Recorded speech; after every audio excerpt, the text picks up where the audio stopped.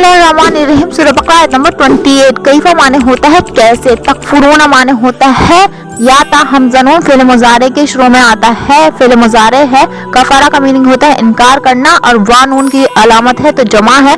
तुम सब कैसे इनकार कर सकते हो, ता का मीनिंग होता है तुम। बिल्लाही बा माने होता है का की के पर और साथ भी इसका मीनिंग होता है, यहाँ इसका मीनिंग होगा को या का। लफ्ज अल्लाह का मीनिंग होता है अल्लाह, बिल्लाही अल्लाह का।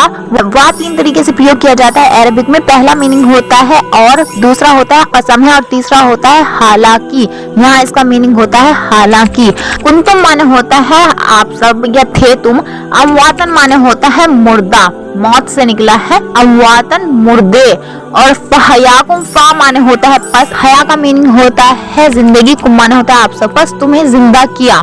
तुम अल्लाह ताला का कैसे इनकार कर सकते हो, तुम मुर्दा थे, अल्लाह ताला ने तुम्हें जिंदा किया। तुम्मा माने होता है फिर। युमीतुकुम माने होता है वह तुम्हें मौत देगा। तुम्मा माने होता है फिर। युहयीकुम माने होता है तुम जिंदा किए जाओगे या तुम सबको जिंदा करेगा। तुम्मा माने होता है फिर। इलैही, इला का मीनिंग होता है तरफ, हा का मीनिंग होता है इस, हा की जमीर उसी की तरफ लौटती है जिसके बारे में बात हो रही है, यानी अल्लाह ताला के बारे में बात हो रही है तो अल्लाह ताला की तरफ। और हा के बाद अगर वर्ब आ जाए यानी तुरजाऊन आ गया है, एक वर्ब है तो इसका मीनिंग होता है इसी की तरफ ही, ताकीद की गई है। तुरजाऊन माने होता है लौटना या तुम लौटाए जाओगे।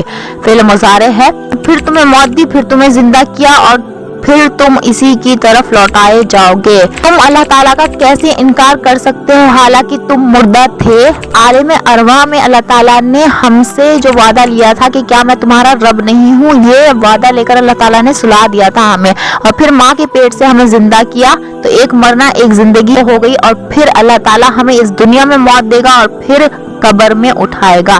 तो 2 बार जिंदा किया और 2 बार उठाया, उसी ही की तरफ। तुरजाऊन माने होता है तुम्हें लौटना है, तुम लौटाए जाओगे या तुम लौटाए जाते हो। इससे पहली आयत में हमने पढ़ा था जो लोग अल्लाह ताला के अहद को मजबूत करने के बाद तोड़ देते हैं और उसको काटते हैं जिसको अल्लाह ताला ने जोड़ने का हुक्म दिया है, यानी रहमी रिश्तों को काटते हैं, भाई बहन के रिश्तों को काटते हैं, रिश्तेदारियों को काटते हैं और जमीन में फसाद फैलाते हैं, वही लोग हैं जो नुकसान उठाने वाले हैं। और इस आयत में बयान किया गया है तुम अल्लाह ताला का कैसे इनकार कर सकते हो जब तुम मुर्दा थे, अल्लाह ताला ने तुम्हें जिंदा किया और फिर तुम्हें अल्लाह ताला मौत देगा और फिर तुम्हें उठाएगा और तुम उसी ही की तरफ लौटाए जाओगे। तो आयत ये आपके लिए क्लियर हो। अस्सलाम वालेकुम व रहमतुल्लाहि व बरकातहू।